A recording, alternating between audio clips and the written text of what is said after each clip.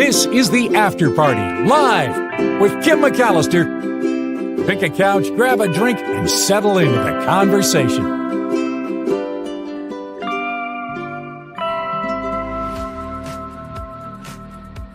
Hello, it is the After Party live on a Hide in Your Cave Monday, and for today, I really wanted to see something beautiful. I just wanted to see the beauty in the world. So we're going to see some spectacular caves, and I hope you'll enjoy just kind of escaping for a moment.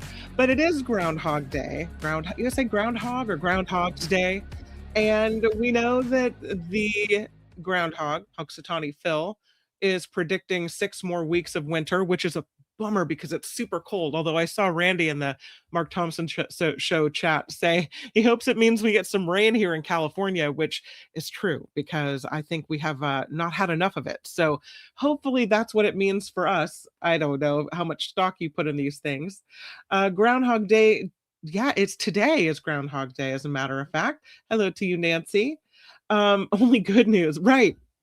Well, there's a lot that you could say about Groundhog's Day, and they're not treated right and whatnot. But I thought instead of really focusing and honing in on the festivities with Groundhog Day, that maybe we could take a look at some other interesting things about groundhogs. And I saw this story, I believe it's in Popular Science. Look at that groundhog with all her. I'm assuming it's a her, cute little babies on top. I know. So sweet, right? This article comes from Popular Science, and it's entitled this: Groundhogs Don't Poop During Hibernation and 6 Other Random Facts. So I thought I would share that with you. Please click like and subscribe if you have not already. If you have subscribed, don't unsubscribe. Just keep it subscribed. And please click like. Thank you very much. I appreciate that. You guys are so kind, by the way, in After Hours Trading, of leaving comments after the show ends and the recorded version pops up. It helps put it to more people. So just thank you for doing that. And I always love interacting with you guys as well. All right. So Groundhog Day. Some factoids about groundhogs. Unlike bears, apparently, groundhogs are true hibernators. They do not eat when they're hibernating. They rely on the fat stores they've built up, and they have this deep, long sleep during the winter. They don't wake up. They don't walk around and go to the bathroom. The waste is being recycled inside their body. I thought that was really interesting. The STEM program coordinator at the Smithsonian Environmental Research Center, her name is Karen McDonald. She talked to Popular Science. She said when they're awake in the spring and summer and fall, they have restroom chambers that they build deep inside of their burrows to limit odors and fecal contamination in their main chambers. They're so smart. They've built their own restroom. They also reduce their metabolism, their heart rate, and their breathing rate. And so what little waste they create in their blood is recycled chemically into their body. So while they're in hibernation, their body just handles it all. Also, during the winter, their body temperature can drop from around 100 degrees Fahrenheit to around 40 degrees Fahrenheit. Their heart rate slows from about 80 beats a minute to as low as 4 to 5 beats a minute and 16 breaths per minute. And they also, when hibernating, will lose up to half of their body weight. Such a big stress on their body. It's incredible. Here's something interesting. When they burrow and they make all these little chambers underground, they can include separate areas for sleeping, for nesting. They have a room to raise their young. They have multiple entrances to ventilate and get air down there. They have multiple entrances and exits in case they need to get out fast because of predators in there. They don't have a food storage or a kitchen because apparently they store their food on their own in their mouths. They do have multiple apartment dwellers apparently take advantage of their largesse. There are incidents of box turtles, rabbit families, other animals that make the home inside of the groundhog's large burrow. They also say in this article that the tunnels they build can be 20 to 45 feet long. That's a lot of digging. They have strong forelimbs and curved claws, and when they burrow tunnels, they create a lot of exits, as we said, to, so they can get away from predators and they can warn others as well. And they actually act like an alarm system for the forest because they keep watch for predators. And if groundhogs call other animals, they'll know the danger is nearby and they will watch for predators too. So they're like the alarm system of the forest. They, interestingly, other than the picture you see here, lead pretty solitary lives, which is interesting because they have neighbors. They have other creatures that are using their tunnels and their burrows, but they are very alone for most of the year. They find each other during breeding season, and they like it alone except for when they have their babies. The females have their young, they rear them, and they kick them out. Go build your own burrow. That's it. They rely on a photoperiod, which is a number of consecutive hours of light in a 24-hour period as an environmental cue. So as the hours of sunlight increase toward the spring, it signals the end of winter. And they rely on this photoperiod more than other animals to know when they need to wake up. And because they're so reliant, they become like a clock. And we know they're going to emerge at that photoperiod when spring is coming, and that is why Groundhog's Day is a thing. They are not considered endangered or threatened, mostly because they have a very varied diet with different kinds of plants. And they eat different types of grasses, clover, wildflowers. They'll eat the leaves off your plants. They might even chew bark. And so because they have such an interesting diet that contains so many different things, they haven't really faced a threat of habitat loss because they're able to kind of overcome it all. So there's some extra facts about the groundhog. I love the groundhog picture of the babies. Apparently, not very long after this, they were all kicked out and off they go. There's a good story too about I know it's kind of blurry there, but that's the face of a sea turtle. There is a sea turtle that only has 3 flippers, was injured, and went to a rehab facility in Florida, and now has been released back into the sea, 3 flippers and all. It's a loggerhead sea turtle. They think that it lost a flipper in a shark attack. And after months of being helped in the rehab facility in Florida, they you can see there right behind the head, there's a little thing sticking up like a blue oval with a spike on the top. That's a satellite tracker. So they put a satellite tracker onto the back of this loggerhead turtle. They want to see how she does with only 3 flippers. But off she went back into the Atlantic Ocean, thanks to the people at the Loggerhead Marine Life Center in Juno Beach. They named her Pyari, Pyari. It means lovely or beloved in Hindi. So she arrived at the center in November, and they say some kind of predator tried to munch on her. She had extensive injuries to her neck, her shell, her flippers, and so she had to have most of her left forelimb amputated. But she's okay, and they think she's going to do all right. The vets there say it's really gratifying to see these animals go back into their ocean home. And it's particularly gratifying when you can track them on satellite and see exactly where they're going and what they're doing. This is not cheap. A $10,000 cost for that satellite tracker. But they think the researchers there say that it will help them gather data on this three-legged turtle because they don't really know what the prognosis is or how well most of the turtles that have lost a limb do after rehab. So they're really hoping to learn a lot more about whether she's okay, what she does, where she goes, how she hangs out. They are also tracking 2 other amputees as well. And what's interesting is that you can follow this journey of Pyari and 2 other turtles as well. If you're interested, if you're looking for something to surf to see what's good in the world, how we've helped, here's the website. I'm putting it in the chat just in case you want to go see what's happened to the other turtle amputees as they make their way in the world and see how they do. But I thought that was a nice story. All right.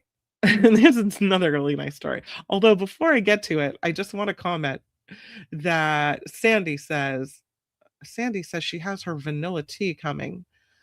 If you like the taste of vanilla and something maybe a little sweeter in the world that still has no calories, I truly believe you will love it. Love it. I'm looking for your Yvonne says she's also ordering the vanilla tea. I personally love it, but I have kind of a sweet tooth. And so to have that kind of sweet taste at the end and the vanilla taste, I'm addicted and just love it so much. Although I will say that today, and it's not the original fill. I don't think it's the original fill. There it is. Sandy says, I have some vanilla tea on the way from Coachella Valley Coffee. They are not a sponsor of this show, but I always will consider them one because I'll sponsor them. How about that? Because I really, truly love their products. I don't have to say that, especially here on this show, but I wouldn't say it on the Mark Thompson show if I didn't believe it either. Today, I'm drinking the Dragon Well. It tastes like really fine tea that you would have in a Chinese food restaurant. And I like that. The Dragon Well doesn't have a sweet kick, but I like it. So Dragon Well is what I'm drinking today because I'm trying to shake it up a little bit. The other day I had the jasmine tea, which is also amazing. But that vanilla tea, man, I'm telling you, that stuff puts me in a good mood. Did I order the super chocolate hot fudge cupcake from Sweet 106? So I had sent to me from Sweet 106. By the way, the code for all of this is Mark T. Will get you a discount. So please don't order anything without getting your discount. I want you to save money. Sweet106bakery.com is the website that Phineas is mentioning. I got the red velvet cupcake cake sent to me. I got the Snickers cupcake cake, the strawberry, and the something dolce, kind of a caramel dolce sweet one. They were all really good. I didn't want to open them all at once because I didn't know how well they would do, but apparently they last for a couple of weeks. And you can freeze them, by the way. So in case you wanted to order more, you could pop them in the freezer. I think I'm going to order some to take to book club. And I'm going to order my kids some brownies. And I think if you order more and you use the discount code, it makes it a good deal, a better value. So I did not order the hot fudge cupcake cake, though. I will tell you that the Snickers, when Mark says you climb inside of it, oh my God, I've never tasted something so good. It's just the texture of it and the taste of it. Everything is so, so good. If you like ooey gooey chocolate stuff, get that Snickers one. But I didn't order the strawberry one. It was sitting on my counter, and the next thing I know, it was gone. Kids ate it. I came out on Saturday morning, the strawberry cupcake cake. That's it. They ate it and loved it. So anyway, I didn't mean to turn this into a commercial, but thank you for that. I appreciate the comments. And tell me, please write to me if you love it, if you don't love it, if you whatever. I really want to know what your opinions are. I think you'll love it. Yeah, Judy says the sweets are really tempting. Okay, let's move forward because I wanted to talk to you about the Wienermobile race. I know, big breaking news, right? There is an Oscar Mayer Wienermobile race coming back to the Indy 500. I mean, how do you not enjoy that? Look at the fans in the stands. Something fun, right? It's happening in the Brickyard in May. on racing's biggest weekend, all 6 Wienermobiles, because there are 6, they usually have them stationed in various spots around the country to advertise the Oscar Mayer hot dogs, Oscar Mayer wieners. But now they've brought all of them together. All 6 will come together in May. I believe it's May, right? Yeah, May. For the second straight year on the Indianapolis Motor Speedway on the 2.5-mile oval.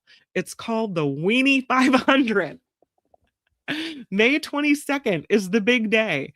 During the annual Carburation Day festivities at the Indianapolis Motor Speedway, they're doing it again. They said they did this last year and it was so popular that they wanted to do it another time for fans. It's this lighthearted competition before the Indianapolis 500. 2 days before the Indianapolis 500, they do the weenie race. And they said each Wienermobile will feature toppings representing an American regional favorite while carrying custom decals. So the drivers will put on their hot dogger racing suits and they play the Wiener song, and then the champion drives into the Wieners circle. Get it? They'll have a slaw dog for the Southeast. They have the chai dog for the Midwest, the New York dog for the East, the chili dog for the South, the Seattle dog for the Northwest. The Sonoran dog, they think might be replaced. That one didn't do very well. But you can choose the final entrant by going to their Instagram page to pick your dog in the Weenie 500 bracket. If you're really into it. It's just another way to bring yourself some joy in these times, right? Participate in the weenie race. I don't know. It looks pretty funny though. Do you see this guy? This guy, I gotta tell you, he's crazy. Look at him on top of that. You see that? He's on the very, very tippy top of this skyscraper in Taipei. This American climber, his name is Alex Honnold, and he climbed this skyscraper without any ropes. Took him an hour and a half. This is one of the world's tallest buildings. There are pictures of him doing this. It stresses me out to even look at it. No rope, no protective gear, nothing. He's a free solo climber. The guy's 40 years old, and I am surprised that he hit 40. Like, the danger involved in what he does is amazing. He went to the very top of the Taipei 101 skyscraper in Taiwan. At one point, this was the tallest building in the world. Now it's one of the tallest buildings in the world. And people were standing on the street below watching. I don't know how you see him as he gets up to the top. He probably looks like a speck on a building. This tower is 1,667 feet tall. I don't know how you don't look down and get dizzy. I don't know. I don't know how he pulls this off. So he had to postpone it because it was raining on the day he was going to climb it. 24 hours, he postpones it, and then he says it's an incredibly beautiful day, and off he goes. It was very windy, he said. So I was like, don't fall off the spire. I was trying to balance nicely, but he said, what a beautiful way to see Taipei. Not for me. He started coming into national news, and people started recognizing him when he became the first person to do a free solo, a full route on Yosemite's National Park's El Capitan here in California.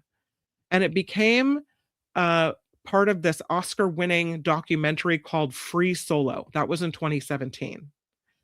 This skyscraper, Taipei 101, is called that because it has 101 floors. The hardest part being the 64 floors comprising the middle section. Then there are bamboo boxes that give this its signature look. If you divide it into 8 Each segment of the structure has 8 floors of steep, overhanging climbing, followed by balconies where he took short rests as he made his way up. He climbed up one corner of the building using small L-shaped outcroppings as footholds and had to periodically maneuver around to clamber up the sides of large ornamental structures jutting out from the tower. It was all broadcast live on Netflix. They did a 10-second delay, just in case something happened and they had to back away from that video. When I was leaving the ground, he said, I thought it was really intense because there were so many people watching. But he said they're all wishing me well. So it makes the whole experience feel more festive. All these nice people are out here supporting me having a good time. Or are they just making sure that you don't fall? I don't know.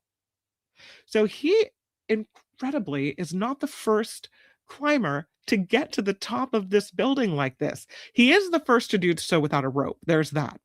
There was a French rock climber named Alain Robert who scaled this building in 4 hours on Christmas Day in 2004 when the building had its grand opening. But this is the first time anyone has done it without a rope. No, nothing, just free climbing it. I'm telling you, just looking at that guy standing on top of that skyscraper, it makes me dizzy. Another incredible feat, maybe not quite as dangerous, but still kind of painful, I would think, is this man. His name is David Rush, and he balanced this big ladder on his chin for almost 20 minutes, 19 minutes and 11 seconds. That's gotta hurt. I mean, I think about, and maybe this is a bad comparison because he's using his balance, but have you ever put a bunch of bags in your hand, like the plastic bags that kind of dig into your fingers the bags are maybe heavy, and you can hold it for maybe, I don't know, 3, 4, 5 minutes. By the time you make it to your front door, you kind of start feeling the pain on your fingers a little bit. That's what made me think, and what it made me think of when I saw this picture, because he's holding this heavy ladder in the same pressure point on his chin for 19 minutes and 11 seconds. And that has to hurt. And still, he pushes through. He's got a lot of Guinness World Records. He has the most concurrent Guinness World Record titles. Initially set the record for the longest duration balancing a ladder on his chin in 2016. That was 5 minutes and 31 seconds. And that was his 10th Guinness World Record. He broke it again in 2018, went for 11 minutes. Then someone beat him and did it in 18 minutes. And that's not going to cut it with David Rush because he's got to be the record holder. So he said, ironically, the stopwatch used had a slight error. The true time should have read 19 minutes and 13 seconds. So he's upset that he lost 2 seconds on paper. It is, he said, the one of the most painful to train for and to attempt. Yeah, I can imagine. If I increase the weight or duration too aggressively, I risk straining my lower back. Oh, I didn't think about back pain. Yeah. And if being forced to take weeks or even months off. The record demands patience, progression, and respect. Okay, I don't know why this is so important to him, but I do respect that it is painful and that it takes some time to get this done. 19 minutes and 11 seconds, technically, but really 13 seconds. He holds this on his chin. This next story I thought was pretty incredible. Hey, this is kind of like a mystery. It makes me want to go thrifting. Oops, I'm sorry. This is a story about finding an old camera from the 1930s at a thrift store and getting the pictures developed, and you don't know what is inside and you don't know what it's going to be. But now there's a photography shop in England and they're trying to solve the mystery of undeveloped photos found inside of a used camera. They said this dates back from the 1930s. This is at Salisbury Photo Center.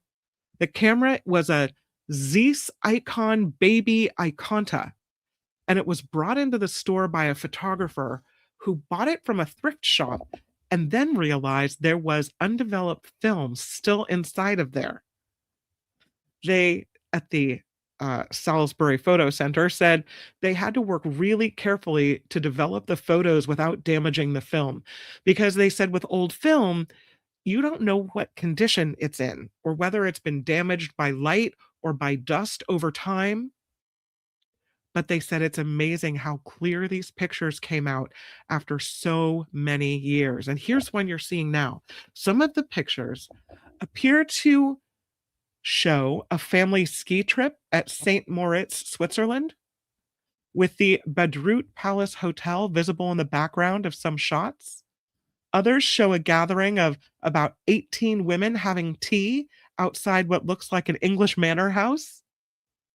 And they posted the pictures on social media, trying to see if perhaps someone will recognize something, and maybe we will figure out who these people are. They said there appears to be a great story behind these photographs, and it would be brilliant if someone could recognize a face amongst them. At the very least, it's been a privilege to have played a small part in preserving these moments from the past. So here's one picture. It looks like you can see the hotel, Badrout's Palace Hotel in St. Moritz.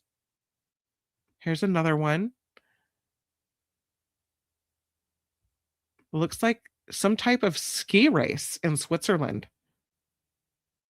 They don't say what race this is, but it looks like it says Cowgate on the back. Pictures of people skiing. There's more of the ski race.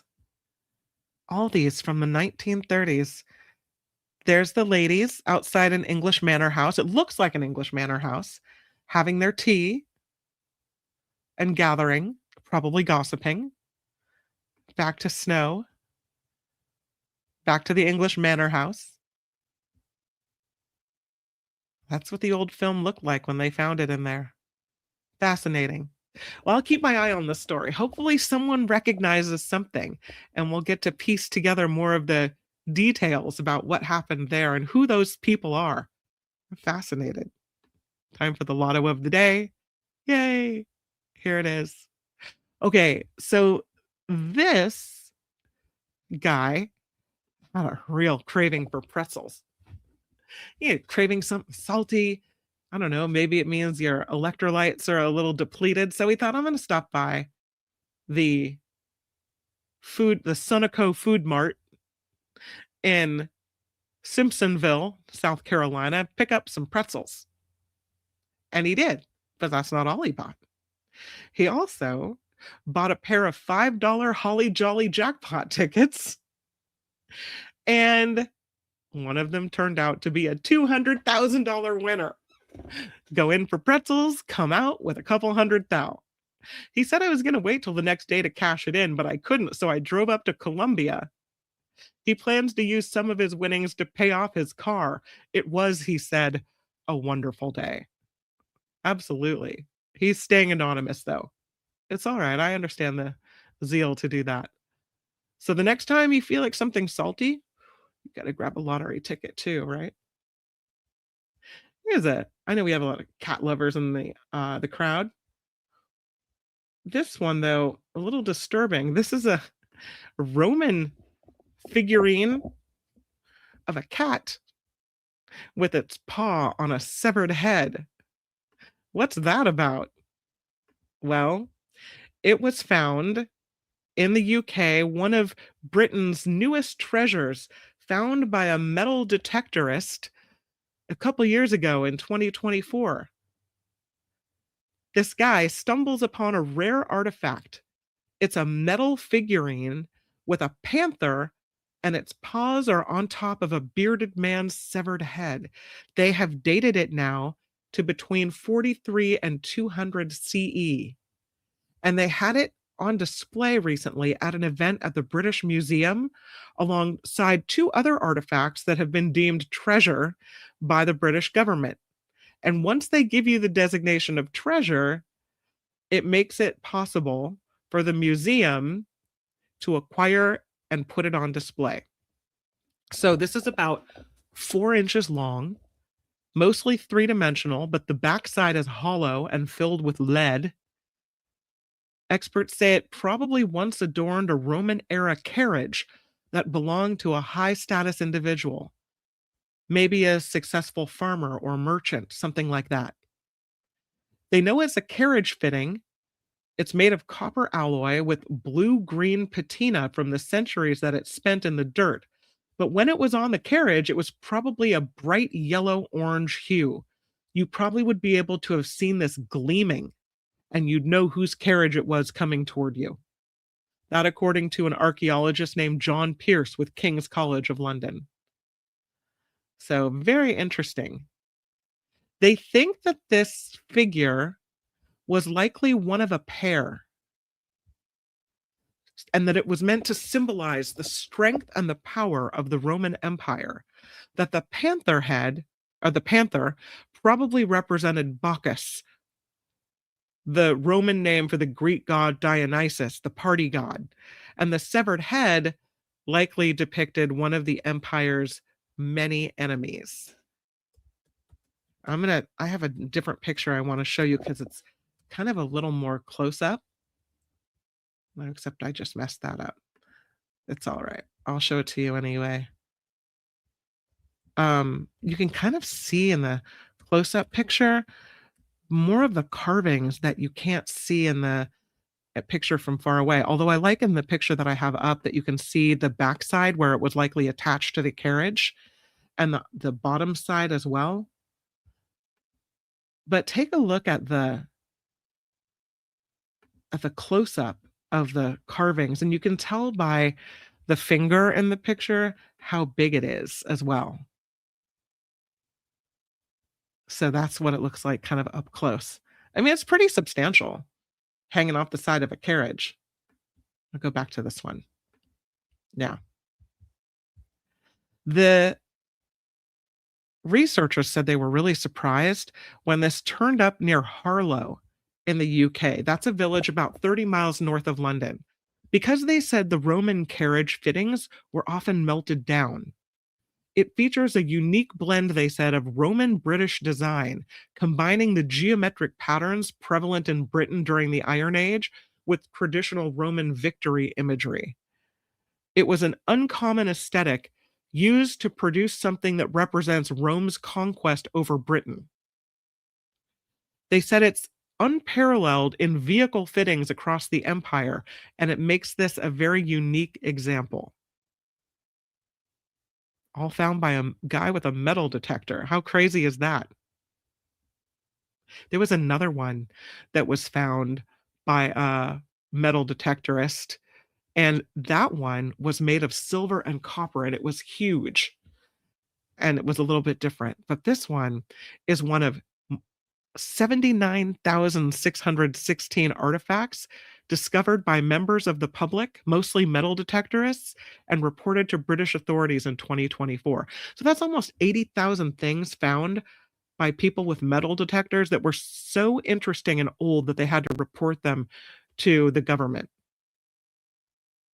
That's crazy. It's the most they've had.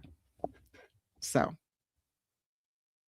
they have also, by the way, expanded their law, requiring people to have to find these things to report their discoveries. It's part of protecting their heritage, they say. And I thought that was kind of cool. You see this story? I forget who sent it to me.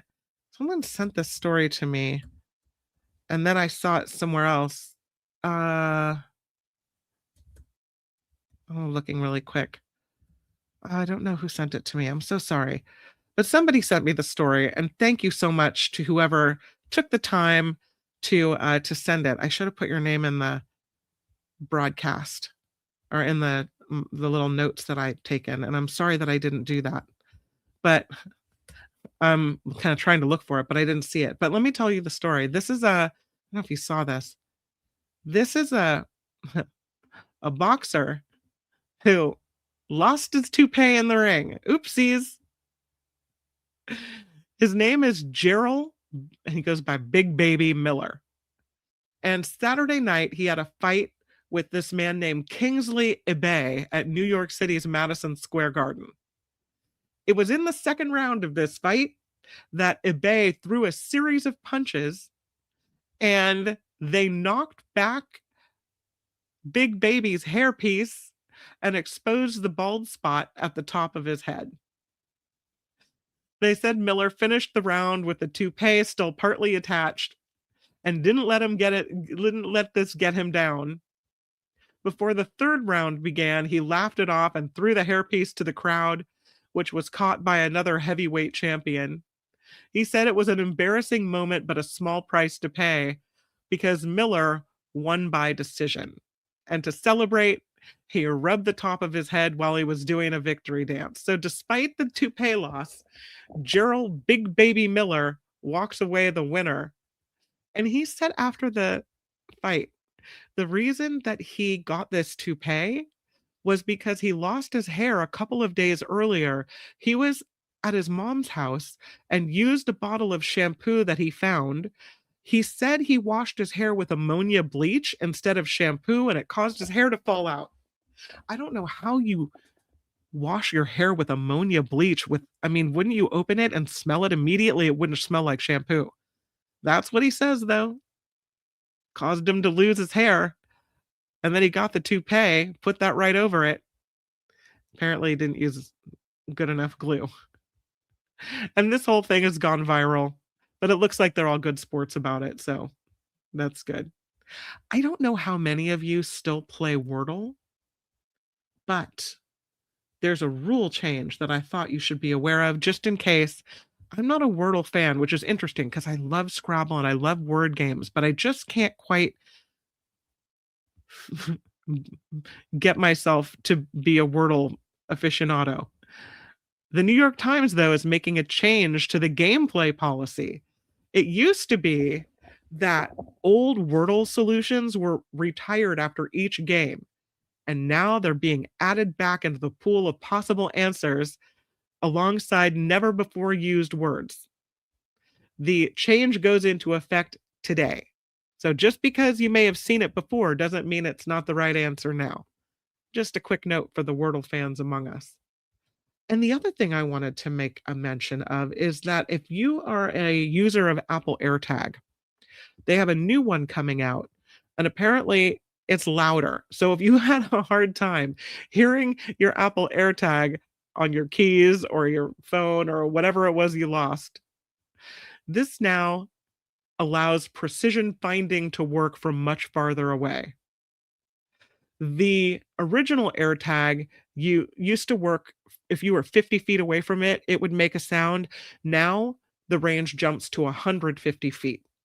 So say you're standing in a baggage terminal or something, you have a better shot of finding whatever it is you're looking for, right? The precision finding feature uses your phone to point you directly to the AirTag, and it guides you step by step to your lost item. It now works on your Apple Watch, which makes things easier to locate without bringing out your phone. And you can always see the location of the AirTag anywhere in the world on a map. This new AirTag is louder, about 50% louder. So you should be able to hear it from up to twice the distance compared to the original model. And the sound itself is different as well. It's a little higher pitched.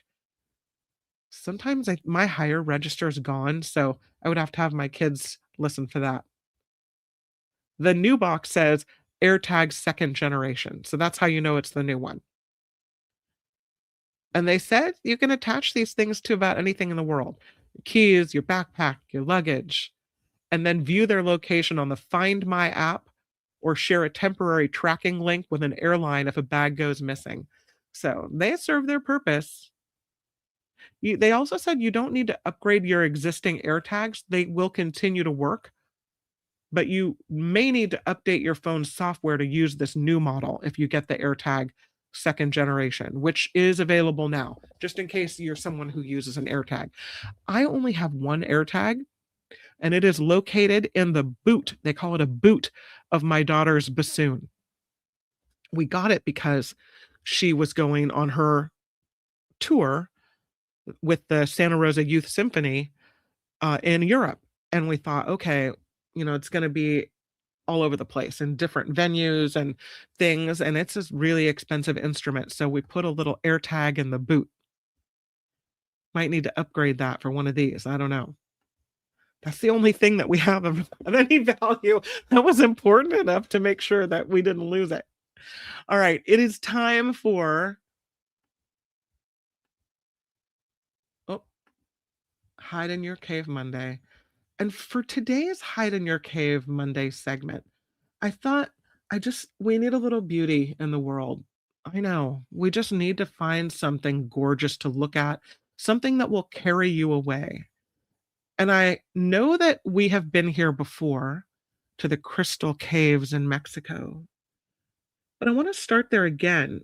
And then I want to tell you about some other crystal caves that I found that are just incredibly beautiful.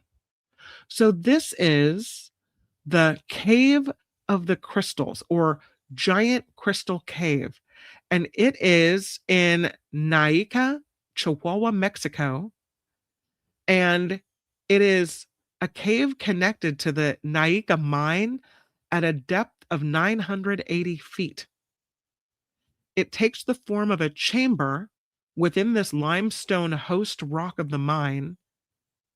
It's about 358 feet long, and it contains these massive selenite crystals, some of the largest natural crystals that have ever been found.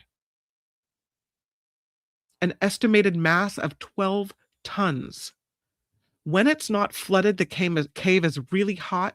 The air temperatures super, super hot, 136 degrees Fahrenheit, 90 to 99% humidity, comparable to the temperatures in Death Valley. But the wetter air results in a higher wet bulb temperature, which prevents cooling via sweating. And because of this cave is relatively unexplored because of these factors. And if you don't have proper protection when you go down here, you can only stay for about 10 minutes at a time before you've got to get back out. This cave was discovered in April of 2000 by brothers Juan and Pedro Sanchez while they were drilling in the mine. It had been reflooded and the cavern filled with more water,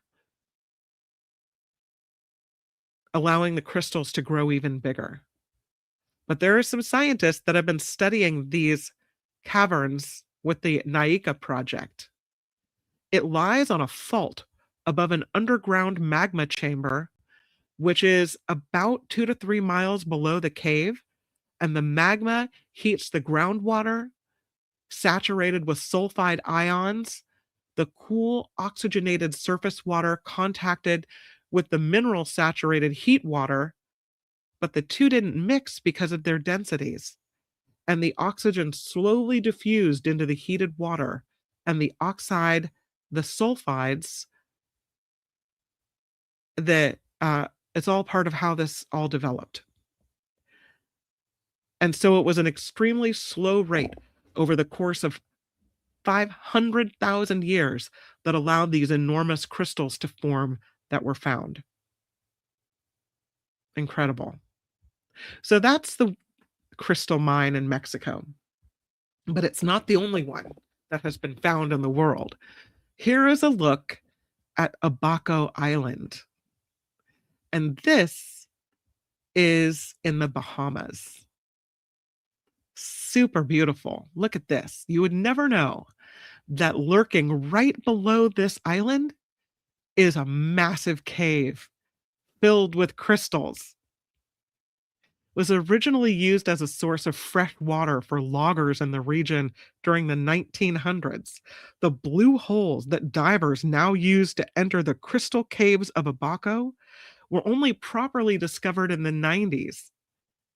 With over 30 years of exploration, they say it's amazing how these caves managed to remain a secret from mainstream tourism for so long. And the crystals down here can be huge. So there's Abaco Island, and here's what lies underneath. Incredible. The crystals in Dan's cave and Ralph's cave come in various shapes and sizes, some 30 feet in length. Divers say it's pretty nerve-wracking to have to navigate through these caves, so it's all water-filled. The crystals, they say the view of the crystals is one worth working hard for. There are numerous rooms, one called the Glass Factory, one called the Butterfly Forest, one called the Pineapple Pool. They say divers are spoiled for choice with the variety and color and style of these crystal formations in these caves. The Bahamas Caves Research Foundation and National Geographic have been looking into these caves, and they have officially become part of the South Abaco Blue Holes Conservation Area now. In 2019, that was taken further because now they're recognized as a forest as well. They have yet to become a UNESCO World Heritage Site, but the dive and the international diving community says that's probably going to happen in the future. Less than 20% of the blue holes in the Bahamas have been explored, and none have been fully investigated. They say, like so many other blue holes and underwater caves in the area, the Bahamas crystal caves are no exception. The dive depth of these caves only reaches 180 feet, which is a pretty big deal for an experienced diver. But it's nowhere near the depth of other blue holes in the Bahamas, and the full extent of the crystal caves of Abaco is still a mystery. They have teams like Bahamas Underground and dive teams that are constantly doing research and exploring tunnels and caverns and the secrets of these crystal caves. So cool. They do say the caves are a bit of a time capsule. Because of poisonous gas and little oxygen that fills the caves, divers and researchers say they found a treasure trove of historical and geological artifacts ranging from a 3,000-year-old crocodile skull to skeletons of Lucayan natives. Those were the first people thought to have lived on that island. Hard to get there, though, and hard to see these things because divers that have entered that area reported feeling incredibly nauseous, which is not a good feeling to have when you're swimming, especially swimming in these underwater caves. So, they, one of the weird things about this, and this is a kind of a strange part of this story, according to National Geographic, scientists looking into these caves are using microbes that have been found here in the crystal caves of Abaco to predict how extraterrestrial life may be surviving on planets that lack oxygen. From blind shrimp to crustaceans the size of sesame seeds, they said ET-esque creatures could be living closer to humans than previously thought. And I don't know if you've seen the movie Sanctum, the James Cameron movie from 2011. It was inspired by photographs published in National Geographic of the Bahamas Crystal Cave, so it has inspired a movie as well. But certainly incredible looking. Nowhere I will ever be in my lifetime. I will never put myself in a cave underwater with noxious fumes. No thanks. But I love the pictures. Thank you to someone who did do it. Which now makes me turn to the Amethyst Caves. The Amethyst Caves are in Australia and just incredibly beautiful. I mean, wow. They are geodes. The largest amethyst cave in the world is Australia's Crystal Castle, home to the biggest crystals in the world, they say. The Crystal Castle and the Shambhala Gardens in Byron Bay, Australia, have some of the world's most miraculous geodes and caves to see. They say it's incredible, this experience of seeing this. This one stone, a 120 million year old rock, the largest amethyst cave ever discovered in the world. It is 18 feet wide, large enough to sit in, and it weighs about 20 tons. It was actually found in Uruguay in South America, but the owners of the Crystal Castle purchased it from a Uruguayan farmer as a celebration of the Crystal Castle's 30th year. You have to book an enchanted cave immersion. It's an hour-long guided experience. And then you get to sit in the belly of this giant amethyst geode, celebrating all things amethyst. And look at that.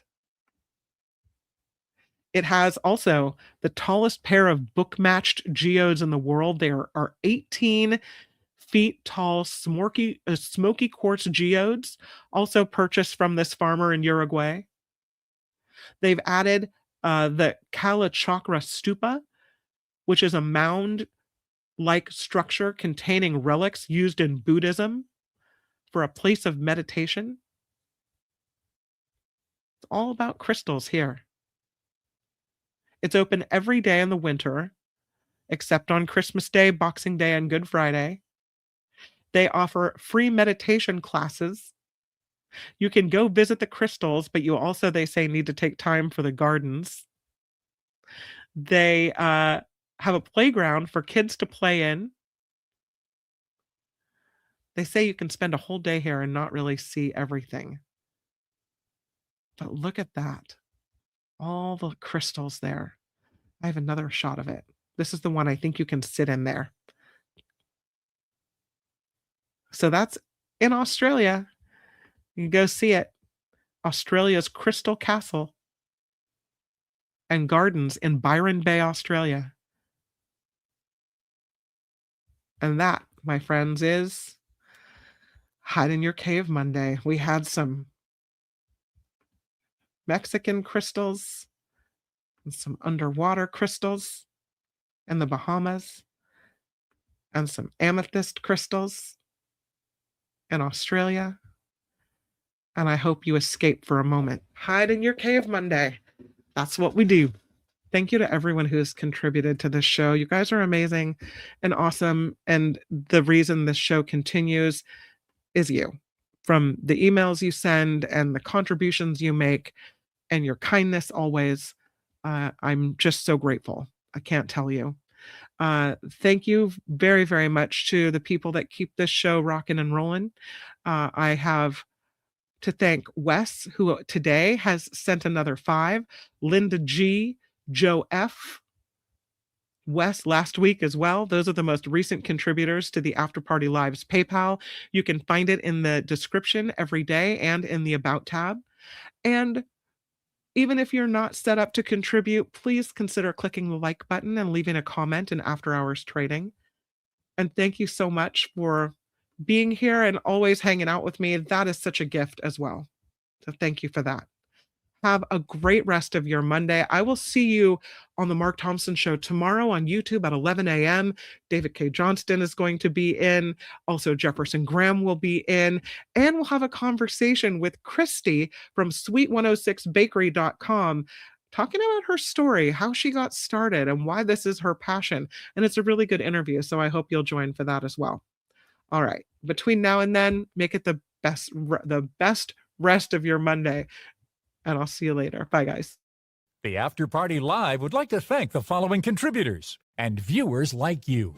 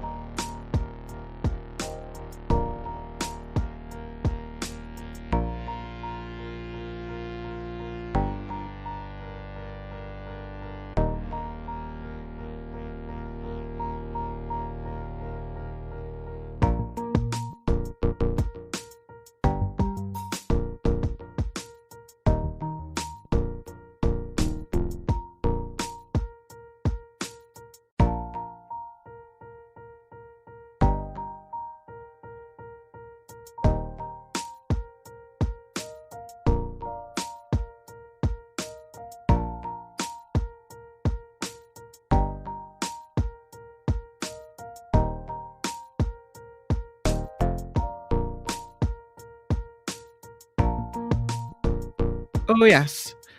Thank you, Doug, for reminding me. I did check in on Trevor and on Rhonda, and both are doing okay. Rhonda's under the weather, but she managed to email me, so it seemed like perhaps she's all right. So, and Trevor has just been super busy. So I'm glad that you guys alerted me, and I checked in with both of them, and I got responses back. So thank you. Got to keep track of our people, make sure they're all right.